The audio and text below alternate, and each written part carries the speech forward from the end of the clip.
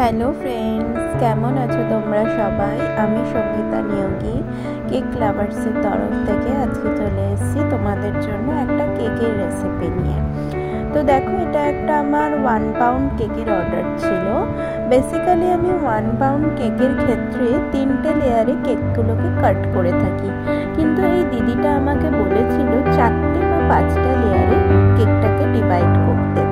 তো তোমরা যারা কেক বানাও তারা সবাই জানো 4টে লেয়ারে কেকটা যাও বা কাটা যায়, 5টা লেয়ারে 1 পাউন্ডের কেক কিন্তু ডিভাইড করা একটু ডিফিকাল্ট হয়ে যায়। তো আমি অ্যাজ ইট ইজ 4টে লেয়ারে কেটে নিয়েছিলাম। এবার আমি, যেহেতু এটা চকো ভ্যানিলা কেকের অর্ডার ছিল, এবার আমি ভ্যানিলা ক্রিম দিয়ে এই কেকটাকে ক্রাম কোট করছিলাম। দেখো, আমি সুন্দরভাবে কেকটাকে ক্রাম কোট করে নিচ্ছিলাম।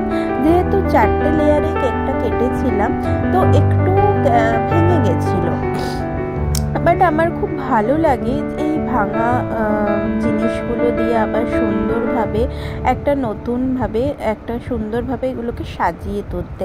তো আমি সেটাই করছিলাম এই কেকটার ক্ষেত্রেও।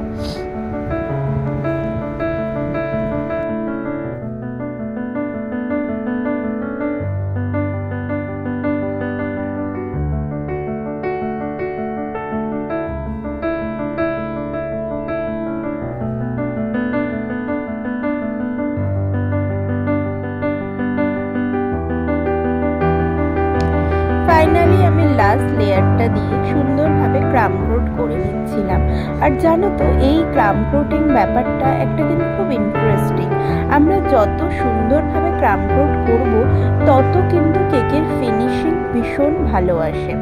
তো এবার আমার কেকের যে ডিজাইনটা ছিল সেটা ইয়েলো বা অফ হোয়াইট কালারের ওপর ছিল।